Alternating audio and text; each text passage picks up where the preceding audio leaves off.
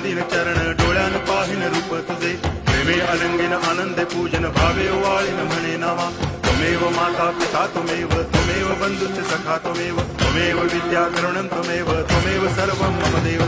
कायेन वाचा मनसेन्द्रियैर्वा बुद्ध्यात्मना वा प्रकृति स्वभावात् करोमि यद्यत् सकलं परस्मै नारायणायति समर्पयामि अच्युतं केशवं रामनारायणं कृष्ण दामोदरं वासुदेवं हरि श्रीधरं माधवं गोपिकावल्लभं जानकी नायकं रामचन्द्रं भजे हरे